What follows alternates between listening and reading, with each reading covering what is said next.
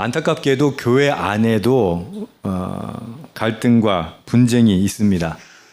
재산 문제, 또 리더십의 갈등, 성도 간의 갈등, 이런 다툼들은 공동체를 해칩니다. 무너뜨립니다.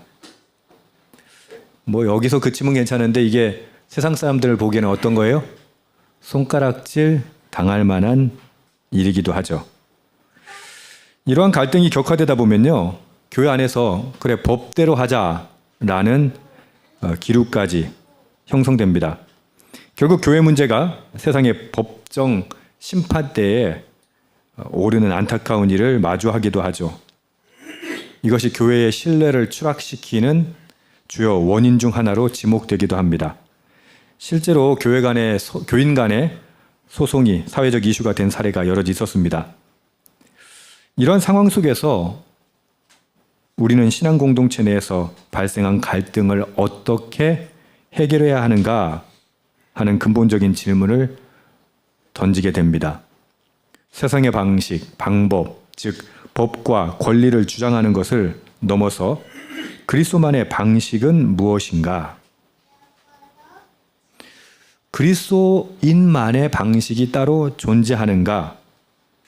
이것이 오늘 사도 바울이 우리에게 이야기하는 처방입니다. 사도 바울은 단순히 소송하지 말라는 표면적인 권면을 하고자 하는 것이 아닙니다.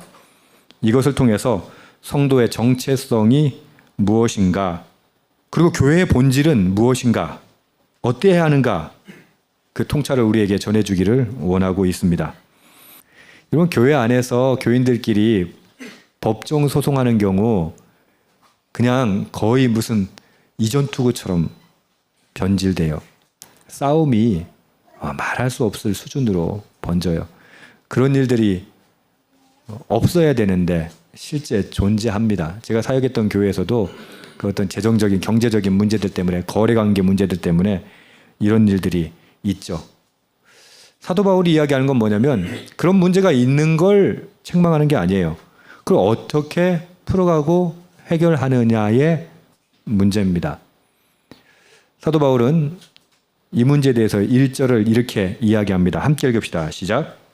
너희 중에 누가 다른 이와 더불어 다툼이 있는데 구태여 불의한 자들 앞에서 고발하고 성도 앞에서 하지 아니하느냐.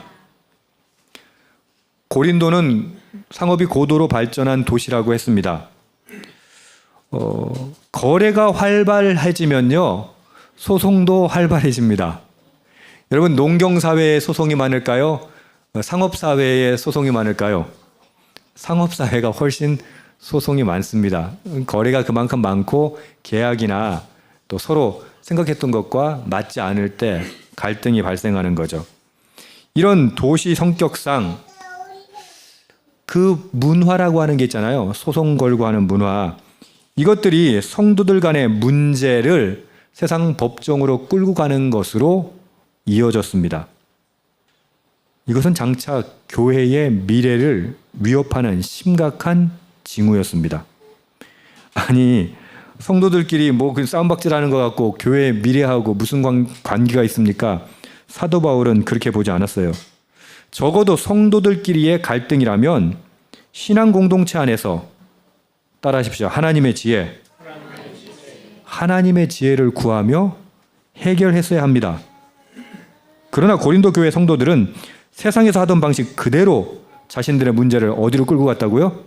법정으로 끌고 갔습니다. 갈등과 분쟁 해결하기 위해서 법정으로 가는 거 당연한 거 아닙니까? 싶을 수도 있죠. 하지만 사도 바울은 이 문제를 교회가 세상과 구별된 거룩한 공동체라고 하는 정체성을 망각한 것이다 라고 판단했습니다. 왜 성도 간에 소송이 벌어질까요? 답은 간단합니다. 탐욕 때문입니다. 결국 소송 왜 하는 거예요? 재산상의 손해, 사업상의 이권 같은 문제입니다. 여기서 말하는 소송은 살인, 강도, 뭐 그런 흉악범죄 같은 형사법 소송을 말하는 게 아니에요. 민사소송을 말하는 거예요. 내가 손해를 봤기 때문에 이거는 법원에 가서 난 물려받아야겠어, 나는 배상받아야겠어 라는 소송을 이야기합니다. 문제는 이겁니다. 여러분 잘 아는 문구가 있죠. 유전, 무죄, 무전, 유죄. 민주주의가 이렇게 발달하고 언론이 이렇게 발달한 이 시대에도 유전무죄, 무전유죄 있어요, 없어요? 있죠. 그런데 2000년 전에 고린도란 도시에서 유전무죄, 무전유죄 있었을까 없었을까? 있는 정도가 아니었겠죠. 자, 그러면 돈 있는 자가 소송에 유리하다고 생각해 보십시오. 교회 내에 발생한 분쟁에 있어서 소송을 거는 사람이 있는 자였을까요? 없는 자였을까요? 있는 자들이었어요. 이게 나중에 나오는 그 성찬에서도 똑같은 문제가 비슷하게 발생해요. 있는 자들이 와서 먼저 다 먹고 자기들 술 취해가지고 해롱해롱거리고 하는 일이 벌어져요. 사도 바울이 왜 이 소송 문제를 교회의 정체성을 흔드는 문제다라고 생각했냐면 있는 자와 없는 자라고 하는 이분법적인 사고에서 분쟁이 발생하고 교회가 깨지기 때문이에요. 고린도 교회 성도들은 스스로를 영적으로 지혜가 충만한 사람들이다라고 자부했었죠. 그 이야기가 뭡니까? 나는 바울파다, 나는 아볼로파다, 나는 게바파다 이러면서 편을 가른 이유가 뭐예요? 자기들은 영적으로 충만하다고 생각했거든요. 지혜가 넘친다고 생각했거든요. 그런 지혜의 기준으로 봤을 때 상대편이 못마땅했거든요. 아니, 영적으로 지혜가 그렇게 충만하다고 자기 자신들이 생각했던 고린도 교인들이 어떻게 가장 기본적인 덕목이라고 볼 수 있는 형제 사랑의 원리조차 지키지 못하냐는 겁니다. 이들은 믿음과 삶의 괴리가 너무 심각했던 거예요. 모순이 존재했던 거예요. 사도 바울은 지금 이걸 지적하고 있습니다. 여러분은 혹시 누가 옳은가를 따지고 다투다가 교회 내에서 마음 상해 본 적 있으십니까? 어떠세요? 교회 안에서 생긴 문제로 너무 억울해서 차라리 법대로 하자라고 생각해 보신 적 있으십니까? 사도 바울은 고린도 성도들이 자신들의 갈등을 세상 법정으로 끌고 갔다는 소식을 듣고 이렇게 표현합니다. 여러분 읽으신 것처럼 너희 중에 누가 감히 이 단순한 어떤 실망을 표현하는 게 아니라 분노와 경악을 표현하고 있는 겁니다. 사도 바울이 이 사건을 단순한 교인 간의 다툼이 아니라 교회의 정체성을 흔드는 심각한 영적 문제라고 접근하고 있다고 했습니다. 사도 바울은 세상 법정으로 가는 것이 얼마나 부끄러운 일인가를 세 가지 이유를 들어서 설명합니다. 여러분, 우리 교회는 갈등이 있지는 않아서 또 교인 간의 문제 때문에 법정에 간 적은 한 번도 없고 앞으로도 없을 거라고 믿어요. 근데 혹시 그럴 일이 있다면 여러분 이 본문 구절을 꼭 기억해 주시기를 바랍니다. 왜 이것이 부끄러운 일인가? 교회의 정체성으로서 그리스도인의 정체성으로서 부끄러운 일인가? 세 가지를 2절에서 4절까지 설명합니다. 함께 읽읍시다. 시작. 성도가 세상을 판단할 것을 너희가 알지 못하느냐? 세상도 너희에게 판단을 받겠거든 지극히 작은 일 판단하기를 감당하지 못하겠느냐? 우리가 천사를 판단할 것을 너희가 알지 못하느냐? 그러하거든 하물며 세상 일이라. 그런즉 너희가 세상 사건이 있을 때 교회에서 경히 여김을 받는 자들을 세우느냐? 사도 바울은 세상 법정의 재판관을 불의한 자라고 부릅니다. 여기서 그들이 개인적으로 부도덕하다라는 말이 아니라 그리스도 안에서 의롭다함을 얻지 못한 사람이다라는 뜻입니다. 바울은 묻습니다. 아니 어떻게 의롭다함을 받은 성도가 의롭지 않은 자에게 가서 정의를 판단해달라고 할 수 있느냐라고 묻고 있어요. 이것은 마치 빛이 어둠에게 길을 묻는 거예요. 여러분, 빛이 어둠한테 가가지고 야 길이 어디냐라고 말하면 어둠이 답을 할 수 있어요? 어둠이 와서 빛에게 물어야 되죠. 근데 지금 이 상황은 뭐다? 어둠에게 가서 빛이 길을 묻고 있는 모순이에요. 이것은 자신의 거룩한 신분을 부정하는 어리석은 행위입니다. 사도 바울은 성도가 세상을 판단할 것을 너희가 알지 못하느냐라고 말합니다.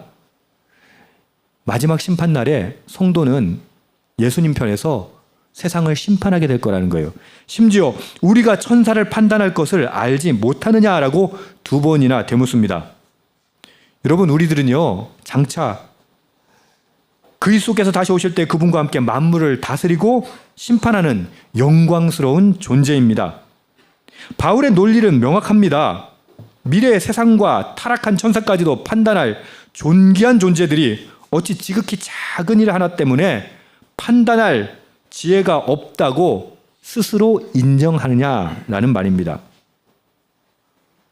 이것은 자신의 영광스러운 미래를 내팽개치는 그런 어리석은 일이다라고 말하는 것이죠. 5절 6절도 함께 읽읍시다. 시작. 내가 너희를 부끄럽게 하려 하여 이 말을 하노니 너희 가운데 그 형제 간의 일을 판단할 만한 지혜 있는 자가 이같이 하나도 없느냐. 형제가 형제와 더불어 고발할 뿐더러 믿지 아니하는 자들 앞에서 하느냐. 바울은 지금 여러분 가운데는 성도 사이에 생기는 문제를 해결해 줄 만큼 지혜로운 사람이 그토록 없습니까? 라고 한탄하는 거예요. 남들을 판단할 만큼 자신이 지혜가 있다고 생각했던 사람들인데 어떻게 그 사사로운 일 때문에, 그 소소한 일 때문에 그걸 판단할 지혜가 없어가지고 믿지 않는 자들에게 가서 재판을 하느냐라고 말하는 거죠. 혼자 똑똑한 척 다 해놓고, 혼자 지혜로운 척 다 해놓고 문제가 발생하면 어떻게 한다? 그 일도 해결하지 못해요. 사도 바울이 이렇게 묻는 거예요. 니들 그렇게 똑똑하다며, 그렇게 지혜롭다며, 근데 어디 가서 지금 재판받으려고 그래? 세상에 가서. 이게 말이 되느냐라고 책망하고 있는 겁니다. 우리 교회 안에는 이 문제를 해결할 만한 영적 권위와 지혜가 없느냐라고 외치는 겁니다. 여러분, 세상에 나가서 이렇게 얘기하는 거예요. 우리는 이 사소한 문제조차 교회 안에서 해결하지 못합니다 라고 세상에다가 떠들고 광고하는 거하고 똑같다라고 말하는 것이죠. 바울이 더 근본적인 차원의 이야기를 합니다. 왠지 아세요? 이 문제를 해결하기 위해서는 야, 소송하지 마, 이걸로 해결할 수 있는 게 아니라는 거예요. 사도 바울은 지금 너희들의 관점이 잘못된 거야, 세계관이 잘못된 거야, 신앙관이 잘못된 거야. 여러분 한번 생각해 보세요.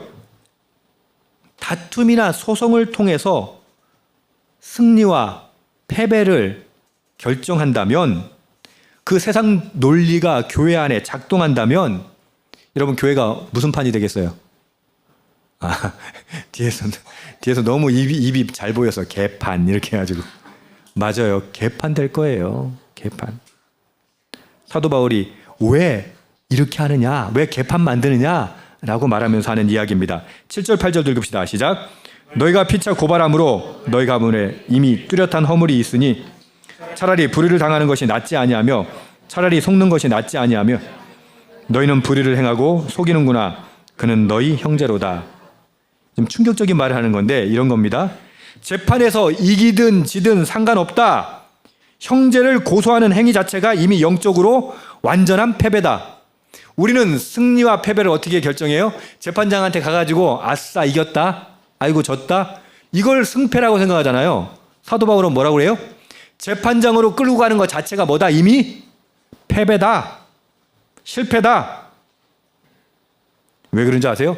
승소했다고 합시다.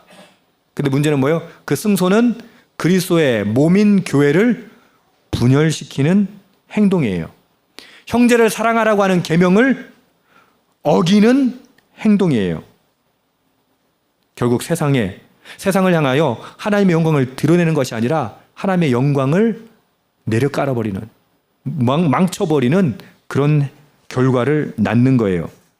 세상 법정에서 얻은 작은 이익 때문에 우리는 가장 소중한 것을 잃어버리는 것이다라고 이야기합니다. 그러면서 소송 당사자에게 이렇게 얘기합니다. 차라리 불의를 당하는 것이 낫지 아니하며 차라리 속는 것이 낫지 아니하냐. 여러분, 이 선언 받아들일 수 있나요? 교회 안에 소송, 다시 말씀드리면 이거는 민사소송을 얘기하는 거예요. 손해관계. 차라리 손해보는 게 낫지 아니하냐. 차라리 불의를 당하는 게 낫지 아니하냐. 내 권리를 찾고 내 몫을 찾기 위해서 소송을 하고 이것이 당연하게 여기는 현실에서 사도 바울은 지금 뭐라고 얘기합니까? 그냥 손해를 보고 말아라. 여러분, 제가 자주 설교할 때 얘기하거든요.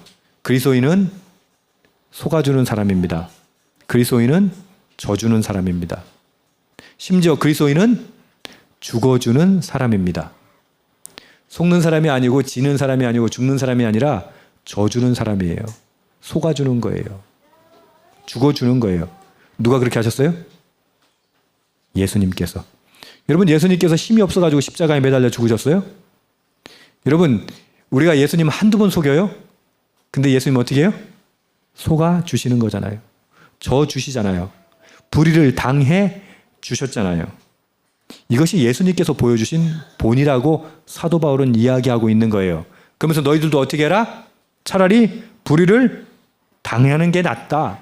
차라리 속는 것이 낫다. 무엇보다? 그 소송해가지고 이기는 것보다. 근데 여러분, 이렇게 얘기하면 뭔가 좀 찜찜할 거예요.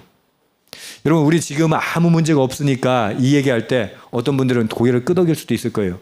근데요, 정작 금전 문제, 리더십의 문제, 그거 가지고 교회 안에서 싸움이 발생하면요, 목적은 하나님의 영광, 공동체가 건강하게 서는 것, 그런 거 목적이 안 되고요, 오로지 내 편이 싸워서 이기는 게 목적이 돼버려요. 지금 고린도 교회가 그 내용을 겪고 있는 거예요. 여러분, 그냥 속는 것이 낫습니다. 그냥 불의를 당하는 것이 낫습니다. 물론 공감은 안 되지만. 이야기를 계속 한번 해보겠습니다. 바울은 이렇게 외칩니다. 예수님께서 속아주셨고, 예수님께서 져주셨고, 예수님께서 불의를 당해주셨습니다. 이유가 뭐예요? 여러분을 구원하기 위해서. 그런데 정작 예수님의 속아줌, 예수님의 죽어주심, 불의를 당하심 통해서 구원을 얻은 우리는, 생명을 얻은 우리는 사랑과 용서라고는 절대 행하지 않고 있다라고 말하는 거예요. 아주 사소한 불의에도 부르르 떠는 거예요. 어떻게 약간의 이익을 손에 쥐겠다고 형제에게 속아주지 못합니까?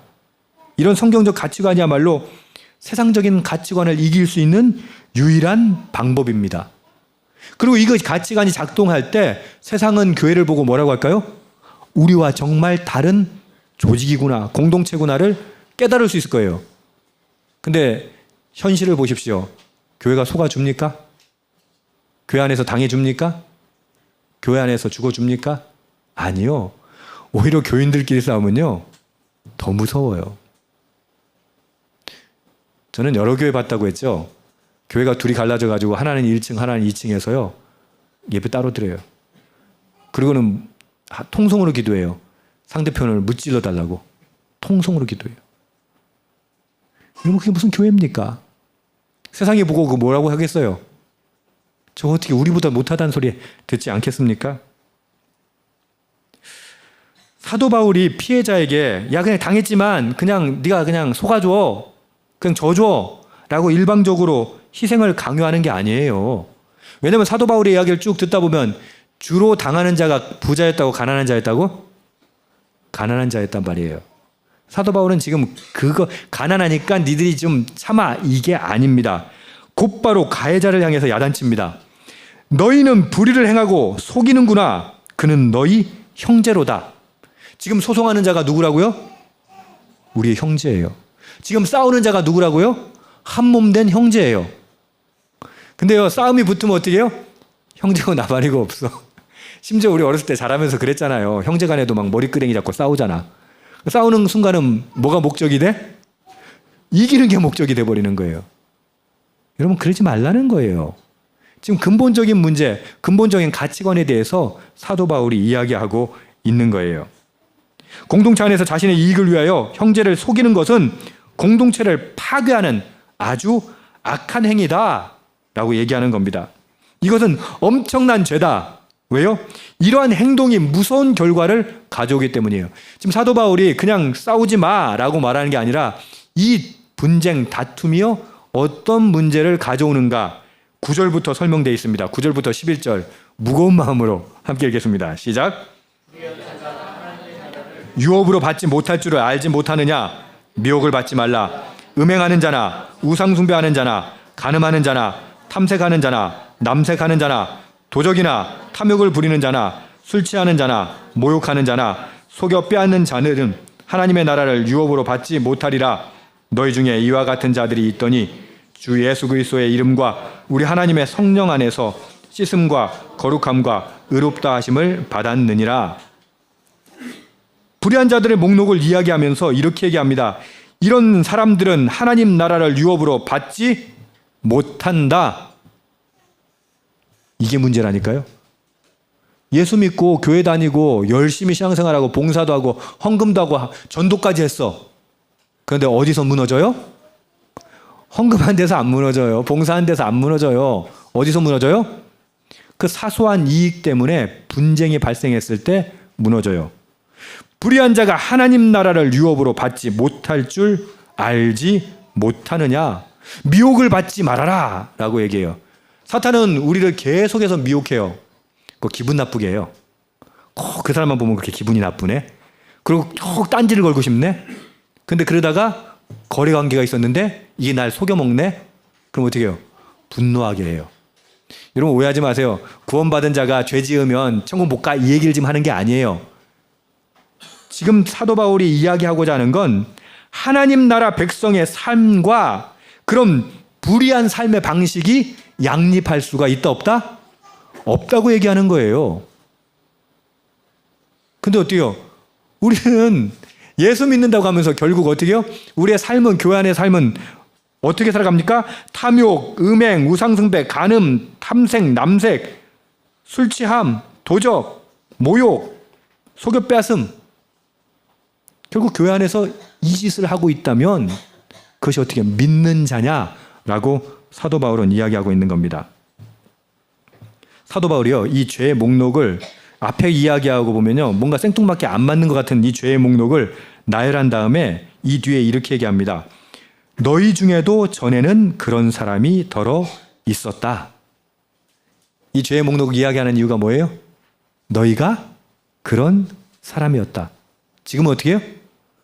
예수님이 속아주심으로, 예수님이 불의를 당해주심으로 우리가 구원을 받았다. 할렐루야. 근데 너희는 못 속아주냐? 여러분, 우리가 예수님에게 사기친 거는요, 말할 수 없이 큰 거예요. 근데 교우가 어쩌다 사업하다가 어쩌다 날 속이려는 의도가 아니었음에도 불구하고 날 손해보게 했어. 근데 그거 못 참아줘? 라고 묻는 거예요. 그 사람이 마음이 좀 상해가지고 너 욕 좀 했어. 너는 뭐 그보다 더한 죄인 아니었어? 그럼 불의한 자가 아니었어? 근데 예수님께서 너 속아주셨잖아. 져주셨잖아. 불의를 당해주셨잖아. 근데 그거 하나 용서 못해? 라고 질문하고 있는 겁니다. 특이한 건 11절 후반절입니다. 예수 그리스도의 이름과 우리 하나님의 성령 안에서 읽어주십시오. 씻음과 거룩함과 의롭다 하심을 받았느니라. 우린 그런 사람들이었어요. 근데 하나님께서 씻어주셨어요. 예수님께서 씻어주셨어요. 거룩하게 해주셨어요. 그리고 의롭다고 해주셨어요. 이 모든 놀라운 변화는 주 예수 그리스도의 이름과 우리 하나님의 성령 안에서 이루어진 은혜의 선물이라고 하는 거예요. 다시 말해서 고린도 교인들은 이제 새로운 신분을 얻게 되었습니다. 갈등 상황에서 이제는 세상 방법과 다른 방식으로 반응할 수 있어야 합니다. 왜요? 우리는 불의했지만 의롭다함을 입은 사람이기 때문에, 씻어주시고 거룩하게 된 존재이기 때문입니다. 우리가 가진 이 모든 갈등과 분열의 문제의 근본적인 해결책을 사도 바울은 이 신분에서 찾고 있는 거예요.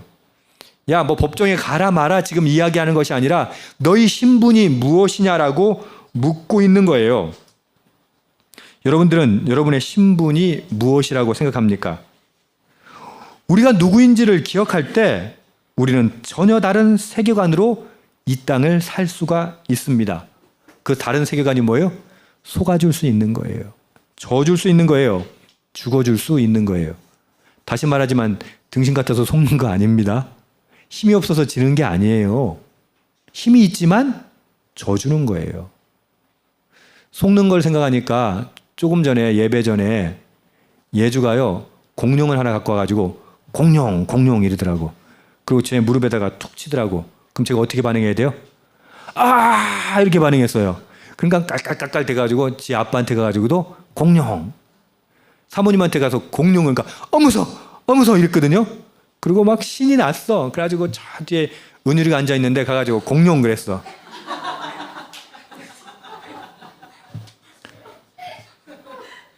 은율이가 아니라 예주가 민망해 하더라고요.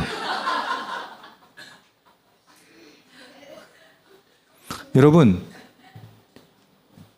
속는 게 아니에요. 어떻게 하라고요? 속아주는 거예요. 지는 게 아니에요. 어떻게 하라고요? 져주는 거예요. 죽는 게 아니라 죽어주는 거예요. 불의를 당하는 게 아니라 당해 주는 거예요. 왜? 예수님이 그렇게 하셨기 때문에. 질문합니다. 여러분, 과연 우리는 누구입니까? 우리는 사소한 이익을 위해서 형제를 고소하는 사람들이 아닙니까? 그런데 우리의 신분은 뭐라고요? 씻음 받은 자예요. 거룩해진 자예요. 의롭게 된 자예요. 장차 세상과 천사를 판단할 존귀한 자들이에요. 우리는 더 이상 탐욕과 불의의 종노릇하던 과거의 죄인이 아니라는 말입니다. 할렐루야. 주 예수 그리스도의 이름, 성령의 능력으로 깨끗이 씻음받고 거룩하게 구별됐고 의롭다 인정받은 하나님의 자녀라는 말입니다. 오늘 우리 삶에 있는 갈등의 자리 어디입니까? 직장입니까? 가정입니까? 교회 공동체입니까? 그럼 그곳에서 나의 권리와 옳음을 주장하시겠습니까? 아니면 씻음받고 거룩하고 의롭게 된 자로서 행동하시겠습니까? 공동체의 화평과 하나님의 영광을 위해서 내가 먼저 손 내밀 수 있기를 축복합니다. 내가 먼저 손해볼 수 있기를 축복합니다. 내가 먼저 져줄 수 있기를 축복합니다. 아멘. 그 십자가의 길을 선택하는 저와 여러분이 되기를 주님의 이름으로 축복합니다. 아멘. 기도하겠습니다.